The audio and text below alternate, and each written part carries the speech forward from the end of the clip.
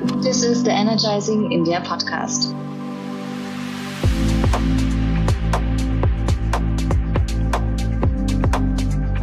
The Centre for Study of Science, Technology and Policy, or CSTEP, is one of India's leading think tanks. Some of its prominent donors are the Nandan Nilekani Philanthropy, Tata Trust, the Shakti Sustainable Energy Foundation, the Bill and Melinda Gates Foundation, and also Bloomberg Philanthropies. Its mission is to enrich policy making with innovative approaches using science and technology, and today they work with government organizations, civic and municipal bodies, and academic institutions to develop innovative solutions in the areas of climate change. Their current work is anchored in the grand challenge of our times, namely the clean energy transition, and so CSTEP makes a perfect feature on our podcast today. Today, we talk to the principal research scientist of CSTEP, a person who's been with the organization 15 years, who's been previously with the Indian Institute of Science in the Aerospace Department's Hypersonic Lab. Thiru, welcome to the program.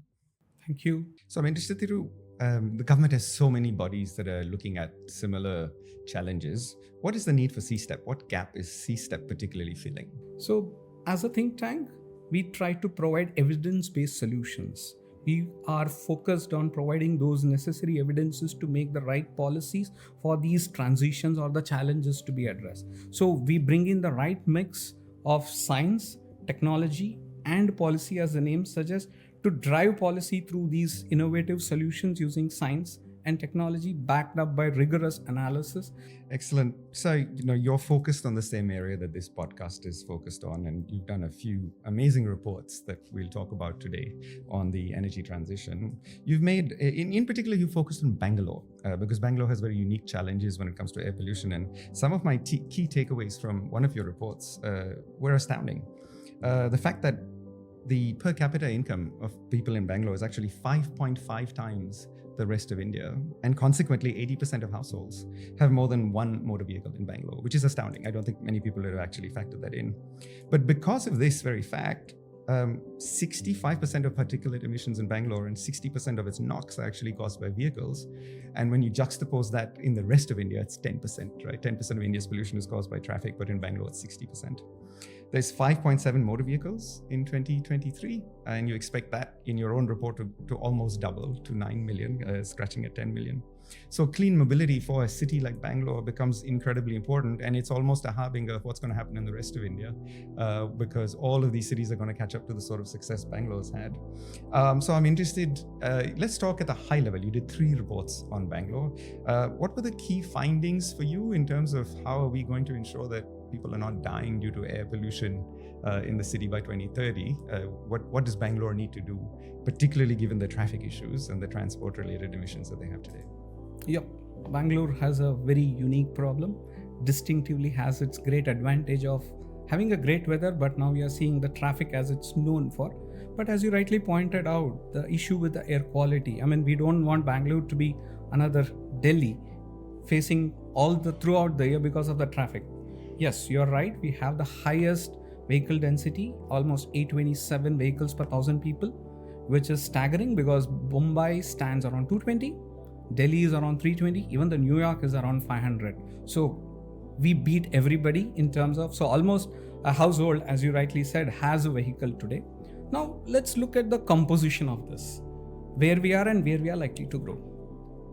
We have today two-wheelers being the prominent. So around 75 to 80 lakhs are two-wheelers. 20 lakhs are around the cars. Now the rest, other segment of vehicles follow the other 20 odd lakhs or 25 odd lakhs. So this is as per the Vahan registration website. We have the registration. Now, obviously, vehicles can be operating elsewhere also, but let's take these numbers to begin with. Now, what does this do to Bangalore? It contributes almost 50% of the PM 2.5 emissions. That's the first major issue. Now, industries and road dust are other major contributors. Now, this is where we looked at, will not solve the traffic problem, but we want to definitely solve the problem with respect to mobility in terms of clean mobility. That's where this group I work with, the green mobility as we call, looked up these problems and challenges. What next? How do we solve this? EV transition is not a simple and straightforward game, But if we were to solve and also look at the big picture problem of energy, which is going to be needed to charge these vehicles, where this will energy come from? Do we have rooftop as a solution? Because we have done an interesting work in the past where we flew a helicopter and did some 40 sorties around Bangalore and have a digital map of Bangalore with a 5 centimeter accuracy, where we can clearly say how much is your rooftop potential and how much energy you can generate. Now, we wanted to couple these two, rooftop and electric vehicles, and see if we can bring out some solutions for solving the problem of clean vehicles. Now, fortunately, Karnataka has a very low grid emission factor, I would say, compared to the rest of the states, because we are predominantly hydro supporting our grid. Bangalore roughly has around currently 33 billion units of the 80 odd billion units Karnataka consumes. This number is likely to grow to around 48 to 50 billion units in the next 4-5 years. Vehicles, electric vehicles, 1x to 7x. That is the growth we'll be seeing with electric vehicles in the next few years. That means vehicles are increasing, your energy demand is also increasing. But we want to not just solve the problems with only tailpipe emissions by switching to electric, but also the upstream, that is the energy that is fed to these vehicles to make it clean or green. That's what we wanted to solve, and that's where we looked at these problems or these 3 reports to look at transition from electric vehicles to not just grid-based, but to clean energy-based charging, and what are the opportunities and the challenges the city has. Let's talk about then the energy required for the transition. We're saying that these 5.7 million registered vehicles, which by the way, India has 330 million registered vehicles. So if we say 5.7 are in Bangalore, it's 1.5%. It's actually quite a small amount of vehicles in Bangalore, but such a big problem because of their concentration. So if that 5.7 becomes 9 million, is your estimation that a large percentage of those are going to be electric? And then your own report talks about this peak demand, and you have an interesting figure there. I'd like to compare that peak demand versus the present peak demand and how the grid's going to be able to sustain that if there is a significant move to electric in the next 5 years, both for 2-wheelers, 3-wheelers and cars. So let's look at a statistics part. I meant at all India level. We expect the saturation in the 2-wheelers to happen around 250 to 350 vehicles per 1,000 people. That's the all India number. Bangalore has beat it. We are already 550 there. 550 vehicles per people. Cars at around 150 to 200 is the expected saturation limit. A lot of literature and research has been done in this space. But a city like Bangalore or the tomorrow cities, which will be 1 million plus cities, which we are seeing, are likely to see this particular problem of more influx because people have more purchasing power. Hence, they would like to go from a 2-wheeler to a car, etc. So we are seeing that saturation being crossed in these cities. Bangalore, unfortunately, the public transportation is quite less compared to other cities. Hence, we have this fundamental challenge of more 2-wheelers and more cars. Now, switching to electric is inevitable because, yes, technologies are emerging. As I said, prices are coming down 1.2x or even 1x in the next few years because battery prices are coming down. Now, that means electric vehicles are no longer a fuel-based thing. It is more a power-based economy, and your power sector will be dominantly taking over, and power sector has a new client, I would say. We did some analysis some few years back. Magically, if all our vehicles become electric tomorrow, what happens? India at that time was consuming around 1,200 billion units. If every vehicle becomes electric tomorrow, we need another 800 billion units. And we don't have the capacity to handle that. Hence, we need to look at what are the alternative solutions, because if you were to transition, energy becomes a major problem. Now, that's where when we did this study of rooftop in Bangalore, there are multiple opportunities that exist for charging points. For example, let's say today a rooftop PV sells to a Bescom, which is the local energy supplier or the Discom in Bangalore, at around anywhere between 3.5 to 4 rupees, depending upon the various PPAs that they have signed in the past and the new regulations that have come. Now, instead of selling to the Bescom, they can sell to charge point operators at a differential price. And there are opportunities thereof to avoid the high paying or the low paying for the customer who sells it, but for the CPOs, the charge point operators who pay high tariffs to the Bescoms, they can get a cheaper energy from the grid. So that's one aspect of where we looked at how rooftop can play this role of providing clean energy to charge point operators at a lower price. Now, on the other hand, Bescoms will still lose customers, but they will still be able to make some trickle money in terms of, because they do the whole wheeling and handling part of it in the transmission grid. Now, they need not import new power. So, if I were to look at these opportunities, but take a big picture and look at what happens from a peak load point of view, our analysis suggests that today the peak load is 96 megawatt plus or 100 megawatt is what the EVs are seeing in Bangalore.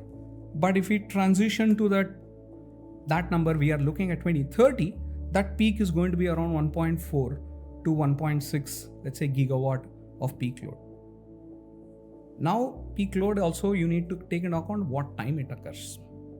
Typically, it's always the evenings as we understand, but we did a survey also to look at when is this happening and whatnot. So, energy, now this is where we feel that rooftop PV can play a role to avoid this peak load and provide certain amount of power during certain daytimes where you can have different tariffs and whatnot to support this new challenge. Otherwise, the grid has to be augmented significantly. Very interesting. You talked about how solar can actually support this. And I think if you look globally around the world, 80% of charging is done at home. And then 90% of that 80% is done at night, because that's when you're not using the vehicle. If you were to look at last mile deliveries, it's also the same, because last mile deliveries are mostly done in daylight hours. And so the vehicles are being charged at night. It's on the distress charging is only really for people who are doing more than 200 kilometers in a day. So again, last mile delivery in the day will need 1 or 2 charges. Or if you're doing intercity or longer distances than your normal commute. You've talked about solar being a augment of the grid, so that when you get that peak demand, whether it's at night or whether everyone is moved to electric vehicles, it can be supported without the grid having a certain challenge of collapse. Yet you talked about solar supporting the CPO. And I'd like to just pick your mind on that, because you've got rooftop solars in private locations that it's very easy to understand that is providing power to a charger, very easy. But how does the CPO get involved in all that? So today, this is the policy solution that we were looking to propose, what is called as the peer-to-peer mechanism. Today, electricity as a commodity is generators. There's rules for generation. Anybody can generate electricity, but selling is where it comes into the challenge. Now, can I sell to my neighbor who is maybe a CPO or a nearby neighbor within my grid network and make money? So that is where the peer-to-peer trading comes. Today, draft policies are there in place, but the uptake is a challenge. So that is what I was referring to with respect to this CPO getting power from a certain rooftops, guaranteed power. Let us say a school or a hospital. Significant portion of rooftop area is there. So I'll take a statistics of Bangalore of rooftop potential. Bangalore has roughly around 3 gigawatt of rooftop potential, theoretical upper limit. Now, if we take a significant, let's say, progress made on the rooftop adoption, we'll be seeing around, let's say, 1.5 to 2 gigawatt of installation that can happen. And our peak load, as I talked about, was around, let's say, 3 to 4. So you can easily see a 50% cut, because if you have enough rooftops to meet that energy demand. Now, if that kind of a school or hospital has enough capacity, let's say a 20 kilowatt, 30 kilowatt, they can sell the energy to the CPO through the peer-to-peer network. It's basically the same network, just that there's a clear accounting happens between the transactions between me as a customer, CPO as a receiver, and Bescom, who will be handling for the wheeling charges, etc. So there's a tripartite thing, and Bescom has sort of put out the draft policy in this place. So it allows CPO to buy at a cheaper price. What I mean there is, today the policy says 5 rupees per unit. As a customer, I'm being paid by Bescom because of the net metering. I get only 3.5 rupees to 4 rupees. Tomorrow, this net metering, the policy of 5 rupees can change, and they'll be treated like any industrial consumer. They'll have to pay 8 to 10 rupees per unit. Here is where the opportunity for me as a rooftop owner lies. I can get more money by selling 6 rupees or 7 rupees. CPO can buy at 7 rupees or 8 rupees, still saving that additional 2 rupees. And thus avoiding that extra cost that I might have to pay to my discom. That's an opportunity where I can trade energy between two consumers on a generator and a consumer in this case. That's the advantage one can see. Now, what this means from a discom point of view, yes, they are losing a customer in terms of energy and their revenue, but on the other hand, they are not needed to produce additional energy. That means additional energy means additional upgradation to the grid. You have to improve your feeder lines, your substations, which is on the due course, which will happen. But imagine the sudden shift to EVs. Tomorrow, let's say there is an influx of more vehicles. So a sudden augmentation means a big cost. So this is where rooftops can play, and this policy of P2P, peer-to-peer trading, can play a critical role in this transitions. Forgive me for being skeptical that a state grid or a transmission distribution company will see the benefit and be amenable to something like this unless there is a clear benefit or a mandate to them, right? I mean, they move at a glacial pace. Yes, you have seen rooftops also. It is a classic example. Rooftops never took off. Bescom or the discoms were clearly had a challenge of this because they were technically losing customers. Let's admit that. But here's where policy plays a role. Today we have Surya Ghar Yojana, where we want to push people to adopt rooftop solar. So that's where the top-down approach really works.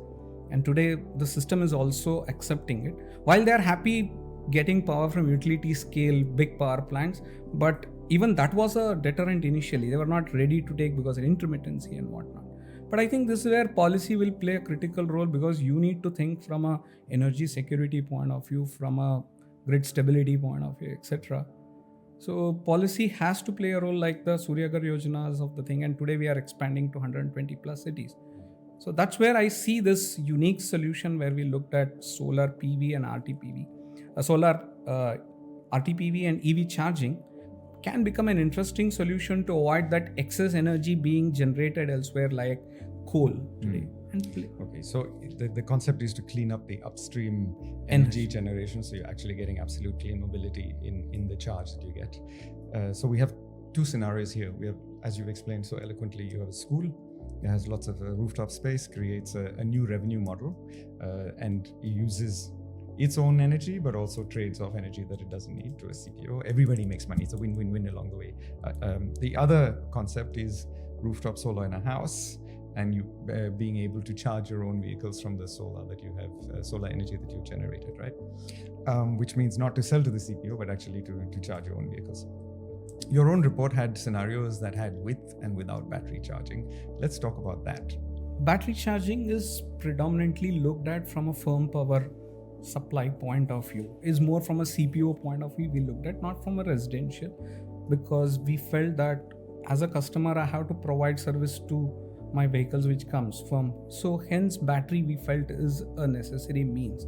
So that's why when we did this pilot at Bescom office, they had a 40 kilowatt, almost 90 kilowatt rooftop system. What we augmented was there's a charger and a battery, so that when solar is down, the battery power comes into play and provides the charge of the juice for the car or the two-wheelers that is being charged there. Now, battery can play a significant role. Let's say we wanted to do this pilot to see that tomorrow if we are expanding this kind of a concept to highways also. We have looked at data in terms of charging stations, what is the kind of major challenges they have.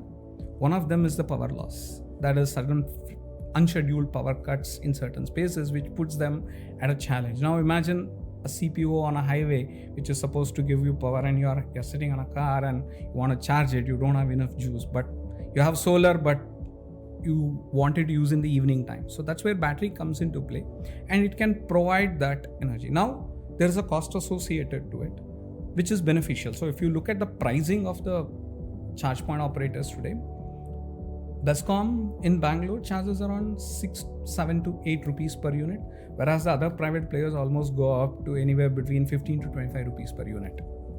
Now, why is that? is that because of the poor utilization rates, less number of cars or less number of vehicles coming, hence the unit rates are high. Now, on the other hand, if you start bringing in the battery into the system, you are not able to give firm power or guaranteed power, uninterrupted power to your customer in this case, but also make more money in this case because you are able to give them that quality power which will not be in a remote station. So hence we looked at this battery integration from that point of view as an experiment, because it was a pilot plant and we were looking at, can this be scaled again? Fortunately, battery prices are falling down, so there are a lot of charge point operators whom we talk to are interested in this PV plus battery rather than a diesel genset. Very pertinent what you mentioned, because our own data shows from our network operations center that on any given day in India, between 10 to 13% of even fast chargers are unable to provide a charge because of a lack of electricity. So the challenge, for example, in Europe or Australia is if you're a charge point operator, you need to wait 2 years to get energy because the grid has to upgrade to your location, right? And so you've got this business plan, but you can't execute it because energy is not available. So, a solar battery assisted charger becomes, very attractive. In India, we have the problem you've just described. 10% of the time you're unable to earn revenue because energy is not available and customers are getting frustrated. And quite often your brand suffers as a result, or you have to do a diesel generator, and then there's videos of that online and everyone's laughing about the dirty energy pretending to be clean. I have seen already trials, we've done them ourselves as well, to have about a 240 kilowatt fast charger backed by solar and battery with an energy management system. So it becomes a DC-DC charger instead of an AC-DC charger, and you're giving charge to vehicles. So it addresses both problems, because that same solution can be used overseas where energy is not available from the grid, and it can be used in India as an emergency charger for the times when you have energy outages in the grid. So I do see it as being something that's going to grow significantly in all geographies.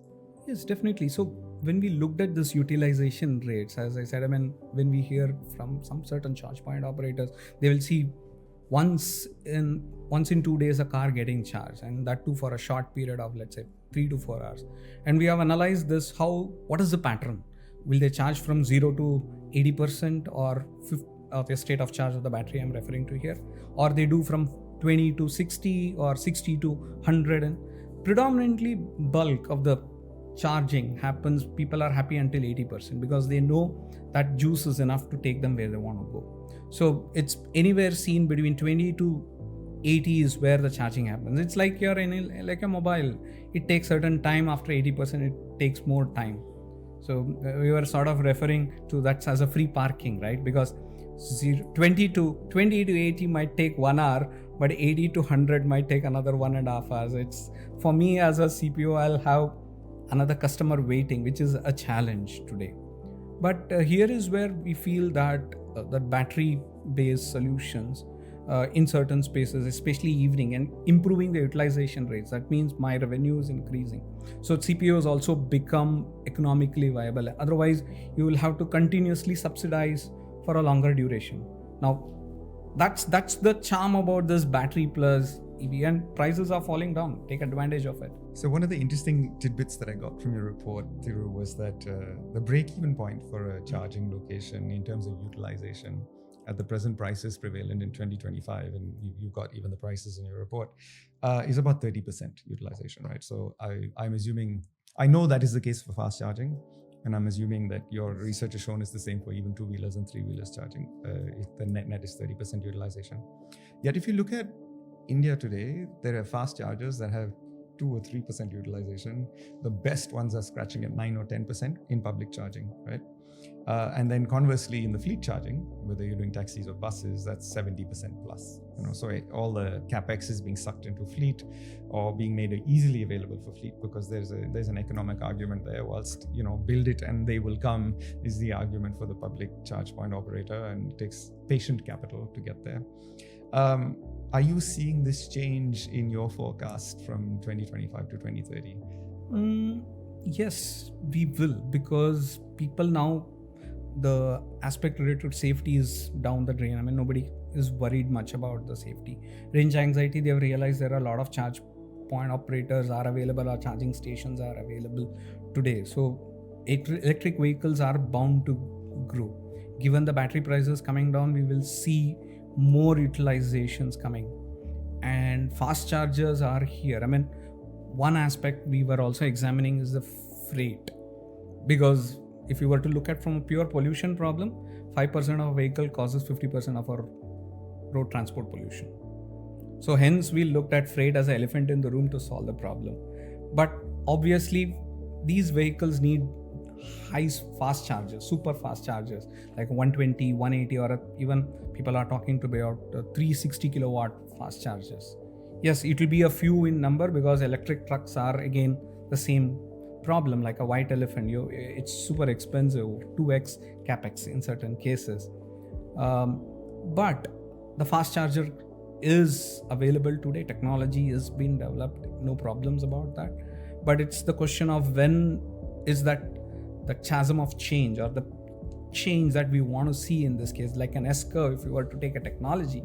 So when is that going to happen? Perhaps nearing the 2030s, because by then we would have seen enough sales or enough confidence, and then also these fast chargers will play a significant role. I mean, highways, there are already players who are clearly identified corridors and where these chargers should come.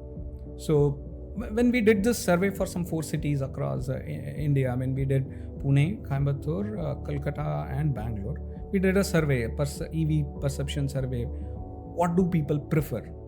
People are happy with slow charging at home. So that is not a problem. But when they are out, they prefer fast charging, and especially that is where we feel that vehicles and technology are growing in parallel to sort of customize and work each other. So that's where we feel there's a solution exists. Another interesting point when we observed during this survey was, where do you prefer your charging location? Is it office? Is it fast charging stations, or at home? Very interesting data for Bangalore. We saw people love to use public and office charging, especially for two-wheelers. They love that because everybody can't charge at home. I live in an apartment, I don't have access to it. So workplace charging is another important area for tomorrow's transition. Whereas four-wheelers, definitely workplace. 70% of them said we want it in workplace. It's more beneficial. So definitely CPOs can see these as business opportunities, not just, I would like to, akin to a petrol pump, I want to put here, I can be here also. So just to give a contrast again in terms of numbers, to meet our 2030 charging demand, we need around 36,000 to 40,000 guns tomorrow. And that means around 6.1 million square feet of area. You will not get it in Bangalore. It's not easy, or any metros. But here is where the opportunity lies for these office spaces to transition. Now, you need not build it in these places only. So office charging is an important tomorrow, and fast chargers there coupled with this. So you are solving the problem of, or you can do even slow charging if you have a solar and you can do a slow charging. So opportunities exist for this thing in this space. So workspace charging will be tomorrow's thing, I believe. So let's take the conversation to policy. But before I ask you that obvious question on what needs to be done, I'm going to ask you a philosophical question, because that's where, CSTEP is doing a lot of work on what policy is a good policy for India. We're talking about electrification of personal mobility, but the reality is personal mobility in India is so ubiquitous because public transportation is dismal. Yet Bangalore has a metro. The metro is growing.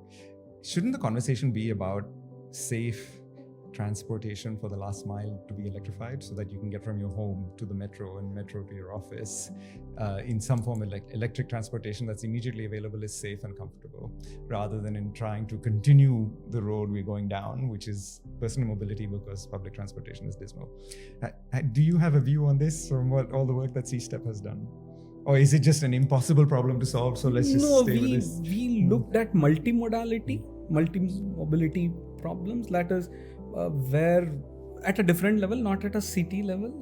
But yes, this is definitely a solution to be looked at. I mean, today there are entities again who provides these kind of vehicles in Bangalore, and it works. Again, the thresholds are not there. Bangalore Metro has not seen the kind of footfalls that it ideally likes to the best of my understanding. What I see reports compared to the Delhi's whatnot. So yes, I mean, can you make public transportation easy and faster. Safe is definitely, that's the underlying statement without goes. So can you make it quick, accessible, comfortable and faster compared to now? There was a recent hike in metro prices in Bangalore resulted in many of my known associates, or at least I heard, that people are shifting back to two-wheelers because the prices are high. It's not workable anymore. So there is that. We are very price sensitive society. So we need to have solutions. Metro is definitely one. But to make it happen, I think we should subsidize more on that rather than subsidizing electric vehicles. So that's the way I would like to look at it. But it's a challenge. It's quite a different challenge. So then let's look at the policy for personal mobility. To bring us to the business end of the conversation, so to speak. From the perspective of CSTEP and yourself as well, from all the experience that you have, what is missing today in the policy to help a rapid transition to clean mobility in the personal mobility space? What would you like to see from policy, and what are you advocating? We would definitely like to see this rooftop PV and EV charging being augmented, because we see this as a solution which can be scaled. Why I say this? Today Bangalore is, we know the population and the numbers, but we have 60 plus million cities, and more urban migration is bound to happen. So 60 cities that have more than 1 million 1 people, million is what you're population. saying. Yeah. So they will see the same problem coming very soon. So, and energy, now this will be becoming energy centers or energy demand centers rather. Now, instead of transporting electricity from far off or a coal-based power plants, tomorrow which you are going to put more, can we see this rooftop and EV? It might not solve the problem completely, but it will be able to mitigate to a larger extent. It will reduce your transmission and distribution losses, which is on an average 15 to 20% in India today. So you are avoiding that huge transmission losses that you can, instead of transporting from elsewhere, you can avoid this. It is cheaper because rooftop PV today costs around anyway 3.5 to 4 rupees. It is cheaper, and there needs this policy to bridge and connect between the customer who is willing to put up more rooftop and sell it to a nearest CPO, and that's where the policy comes into play. That would be one important area we would like to see, that the peer-to-peer mechanism perhaps is an interesting case. So we did some analysis to look at what happens. It's like a what-if analysis, right? Excel has thought that well. There is a dual problem. We have not hit our rooftop targets. We said 40 gigawatt, but we are around 10 to 12 today. And we have a huge energy demand centers brewing up in these cities. So even if we take a modest number of a 500 megawatt, and there is enough rooftop areas in each of these cities, you will be putting up around 30 gigawatt of rooftop easily. Very back of the envelope calculation I'm talking. It needs more business models and more policies. Here's where I believe policy solutions comes into play. So imagine 30 gigawatt of rooftops in these 60 plus or 80 plus million cities that we'll see. So you have solved a problem, first order to a certain extent, minimize the new needs and use the local energy and distribute it in a way that you can bring down the cost, bring down the new infrastructure that needs to be added, or avoid coal big time. I mean, why not? Thiru, thank you very much, and we hope to have you on our show again. Thank you.